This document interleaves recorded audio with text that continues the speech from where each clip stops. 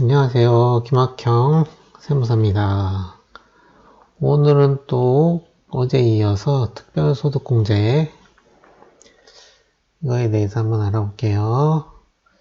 국민건강보험료, 노인장기요양보험료, 고용보험료 이런 거 낸 거, 그리고 주택자금공제, 요 소득공제 중에서 요거에 대해서 마저 알아봅니다. 책자는 모두 준비하셨죠? 국세청 책자. 자, 세액계산 흐름 다시 봅니다. 총급여 근로소득공제 근로소득 금액 여기 구한 다음 지금 요구하고 있는 거예요. 소득공제 맞습니다. 소득공제에 대해서 기본공제, 추가공제 저번에 했고 이제 특별소득공제에 대해서 한번 알아보죠. 국민건강보험료, 노인장기요양보험료, 고용보험료, 주택자금공제. 근로소득 원천징수 영수증 이쪽을 한번 보면은 요 부분입니다. 그죠? 이렇게 요 부분이 아니라 요 부분 요 부분입니다. 지금 건강보험료, 노인장기요양보험료 이렇게 포함 이렇게 써있죠?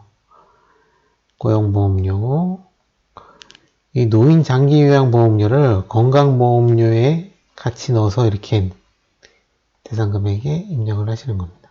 지금 요건 서식이고 회계 프로그램에 넣을 때는 요걸 합쳐서 넣는 거예요. 가끔 노인장기요양보험료는 어디다 넣어야 되냐 이렇게 물어보는 사람들이 있었습니다. 이 서식을 읽어보면은 거의 모든 게 다 나와요.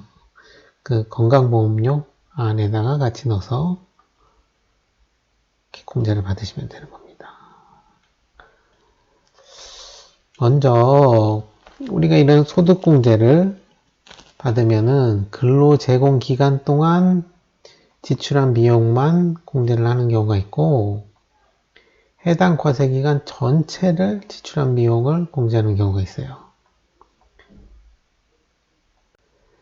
그럼 뭐 보험료 세액공제, 보험료 소득공제 이런 거 뭐 의료비 세액공제, 교육비 세액공제 아까 오늘 할 주택자금 소득공제 뭐 이런 거는 뭐 근로제공 기간 동안만 하는 거죠. 보험료 소득공제 오늘 할 거, 요 건강보험, 요것도 근로제공 기간 동안만 하는 겁니다.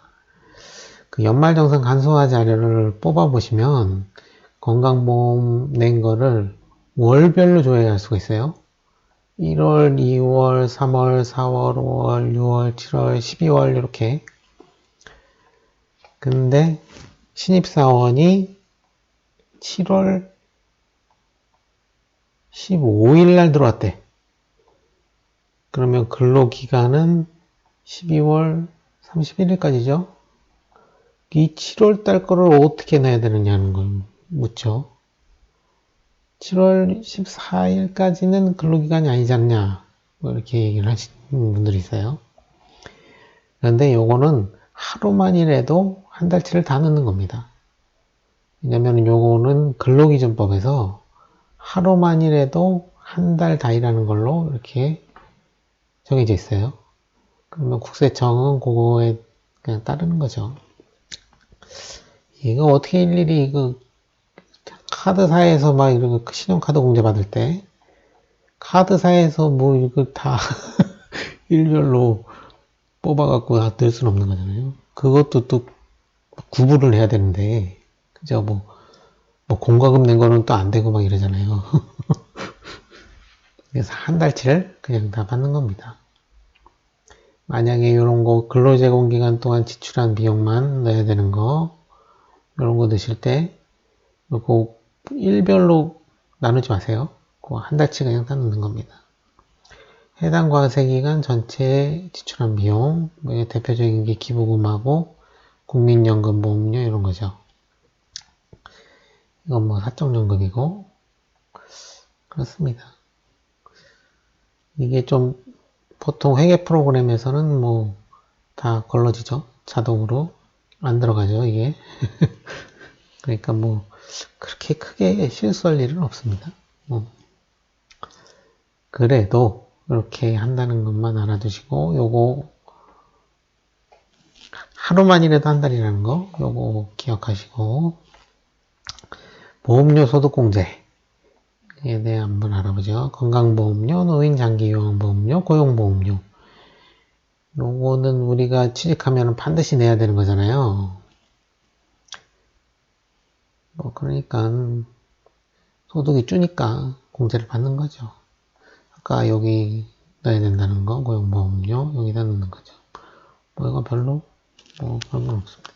근데 연말정산 간소화 자료를 받으시면 이렇게 보수 월액이라고 또 건강보험료 나간 거 있고, 소득 월액이라고 건강보험료 나간 게 있어요.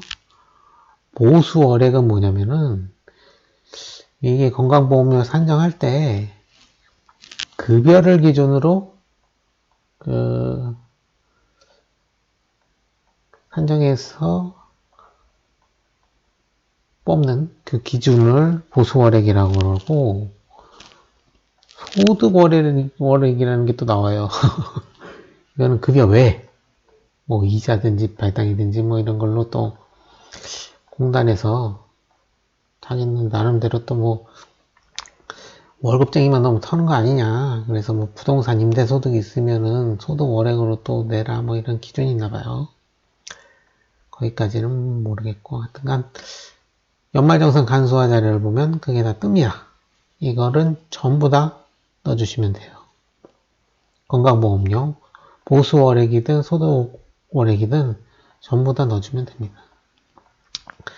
노인장기요양보험료는 건강보험료에 포함해서 넣고, 고용보험료 아까 칸에 넣고, 본인 한도는 없습니다. 전액 다 근로제공기간 지출한 비용, 입사 전에 지출한 비용은 넣으면 안 되는 거죠.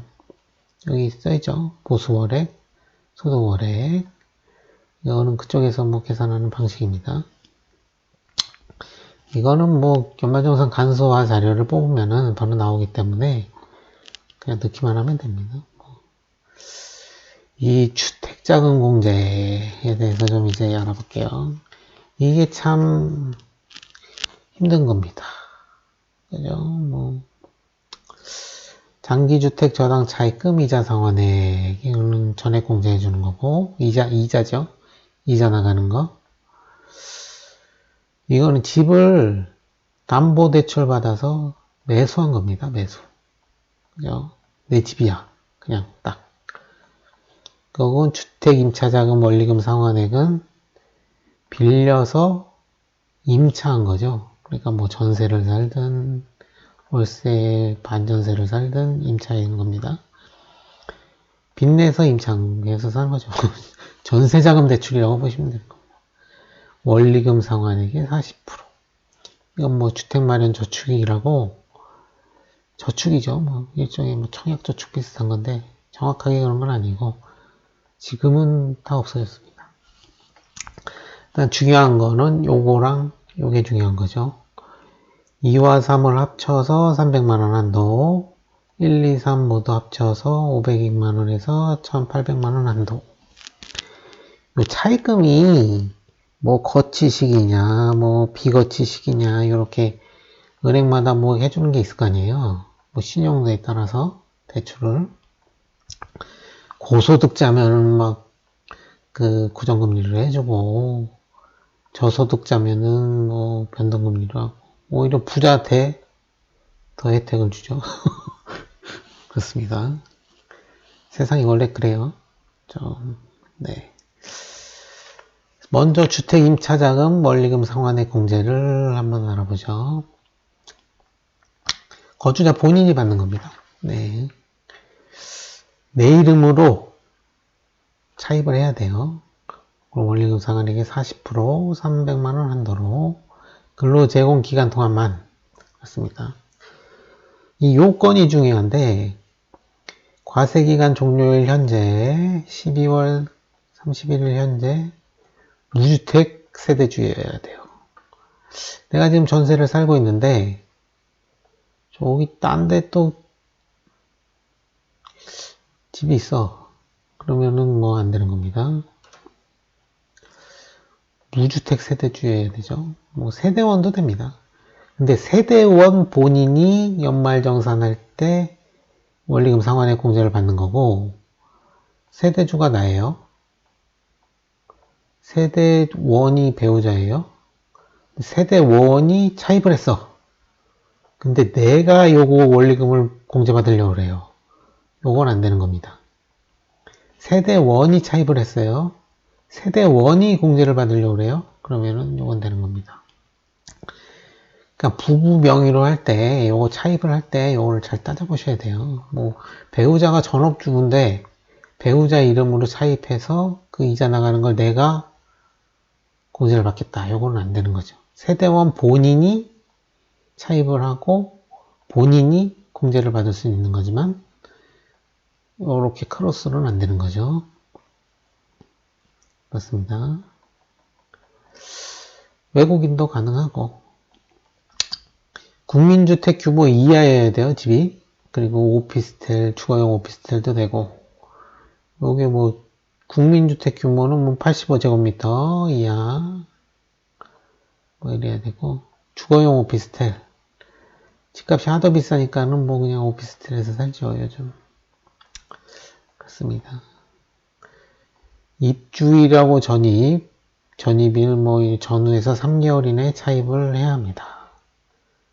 당연하죠. 뭐 계약서를 쓸 때 집주인하고 이렇게 계약서를 쓸 때 동시에 이게 차입을 해갖고 하지 누가 뭐 나중에 뭐 3개월 지나서 한 6개월 있다 차입해서 이거 나중에 드릴게요 뭐 이렇게 안 하면 해줄 리가 없잖아요. 그러니까 보통 계약과 동시에 은행에서 다 확인을 합니다. 전세자금 대출이라는 걸 다 계약서도 갖고 오라고 그러고 뭐라도 갖고 오라고 그러고 뭐 법무사도 뭐 있고 막 이러잖아요. 그래서 뭐 전후 3개월 계약서 뭐 이런 거 따져보면 되는 겁니다. 세대원의 경우 차입금 명의가 세대원이어야 한다. 그렇죠? 제출 서류 이거는 회사에다 제출하는 겁니다. 주택자금 상환증명서 또는 뭐 장기주택 저당 차입금이자 상환증명서 주민등록 등본 임대차 계약서 여기 전입일이 여기에 나오죠. 전입일하고 계약서 차입일 요게 3개월 안에 전후 3개월 안에 차입한 거여야 돼요. 그렇습니다. 뭐 이거는 전세고 그러면 원리금 상환액의 40%를 소득공제를 해준다. 이렇게 제출 서류 확인해 보시고 장기주택 저당 차입금 이자 상환액 공제 저기 뭐 어떤 공기관이 있어요. 공기관 직원이 공기관 뭐 그때 막 그 과거 정권에서 뭐 이전을 엄청 했죠. 그러면서 뭐 원주로도 가고 뭐 제주도로도 가고 막 이렇게 공무원들이 전국으로 막 뿔뿔이 흩어졌습니다. 그러면서 뭐 많이 사더라고요. 이렇게 좀 지방 그때 좀 쌌으니까 거주자 본인이 공제 대상 그리고 이자 상환액 전액 공제 근로 제공 기간 동안 공제 요건이 역시 중요하죠. 과세기간 종료일 현재 무주택 세대주여야 합니다. 만약에 이렇게 집이 한 채였어요. 뭐 무주택이라기보다는 뭐 1주택이죠. 잠깐만요.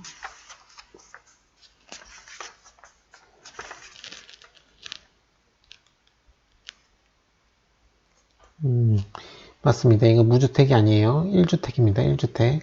확인 부탁. 1주택입니다. 1주택 당연하죠. 주택을 이건 사는 거니까.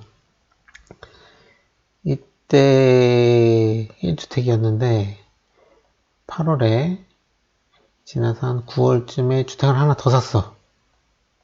그러면 연도 말 12월 31일에는 주택이 두 채죠. 그러니까 해당이 안 되는 거예요.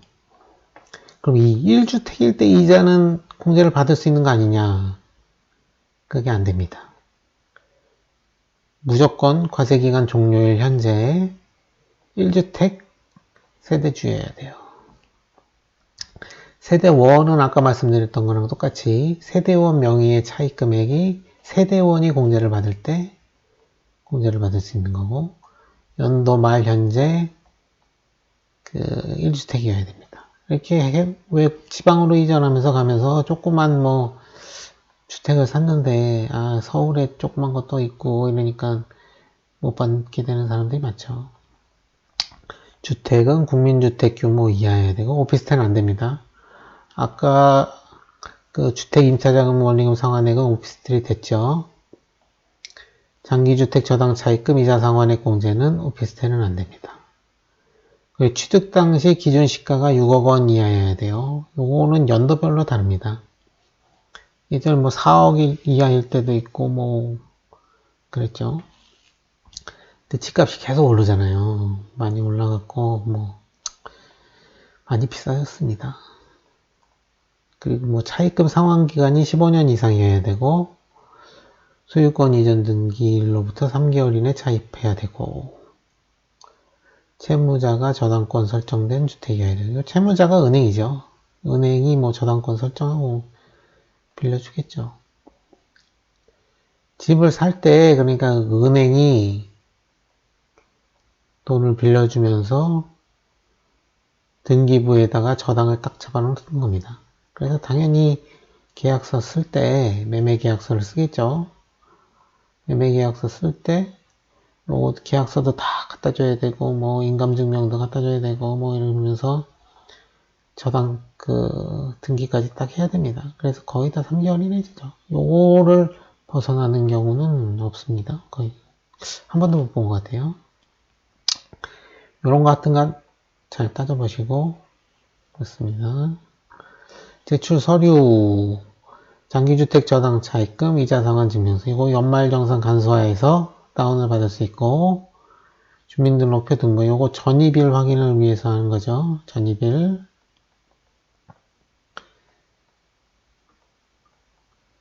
뭐 세대주도 확인하고 등기사항 증명서 요거 인터넷 등기소 가서 뽑으면 여기에 무슨 날짜라고 해야 되죠? 저당권 설정일, 보존 등기일 뭐 이런 게 나옵니다. 설정일, 저당권 설정일, 차입일이죠. 저당권 설정일이고 요 두 개가 3개월 이내여야 되니까 요 확인을 해보시고 개별주택 확인서는 뭐냐면은 기준시가 있잖아요. 요거 6억 원 이하인 거 요거 확인을 위해서 필요한 겁니다.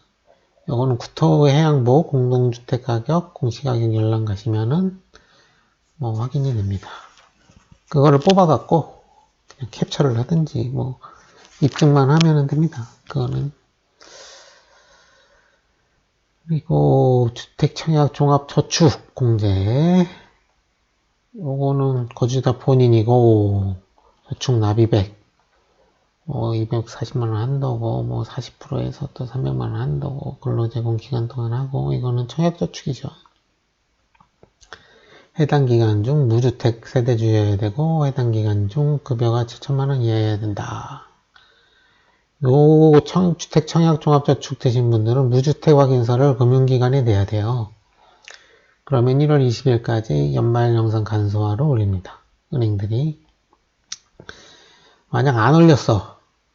그러면은 뭐 입증 자료를 가지고 또 회사에 내면은 또 해줄 수도 있겠죠. 그래서 주택 종합 청약저축 아까 말씀드린 게 방금 요걸 한 겁니다. 주택자금, 전세자금 대출, 요거는 장기주택 저당차입금, 뭐 15년 이상이어야 되죠. 상환기간이. 뭐 이게 연도별로 막 달라요. 이것도 뭐 프로그램에다 넣고 돌리면 되는 거니까 우리가 뭐 그렇게 크게 신경 쓸 필요는 없습니다. 그리고 주택 청약 종합저축액 있죠. 여기다 넣어야 되냐 여기다 넣어야 되냐 뭐 이런 분들이 있어요. 요거는 다 없어졌어요. 지금 요거는 없습니다. 그러니까 뭐 이거는 뭐 이것도 폐지되고 없고 뭐 본 것 같아요. 저도 요거 받으시는 분들이 있으면 여기다 넣어야 돼요. 요거는 완전히 없어졌습니다. 요것도 많이 물어봤죠. 요거 개인연금저축 요것도 없어졌어요. 진짜 있는지 모르겠어요. 저는 한 번도 못 봤어요. 그렇습니다. 여기까지 하시면은 이제 뭐 국민건강보험, 장기요양보험, 뭐 주택자금공제까지 했고, 특히 이게 상당히 주택저당차익금 요거 요건 안 맞아서 참 가까스는 막 기준시가가 뭐 넘는다든지 뭐 상환기간이 15년 이하라든지 아니면 막 갈아탔는데 뭐 이런 거 막 있어요. 그런 거는 아주 자세한 거는 책자를 보시면은 뭐 거의 다 나옵니다. 아니면은 뭐 예규 같은 거 뭐 확인해 보시고 상담 사례 같은 거 확인해 보시고 그러면은 거의 해결이 될 겁니다. 여기까지 뭐 대충 한번 보셨고, 그죠? 다음 시간엔 나머지 공제들 한번 해볼게요. 여기서 마치겠습니다. 김학형 세무서였습니다. 감사합니다.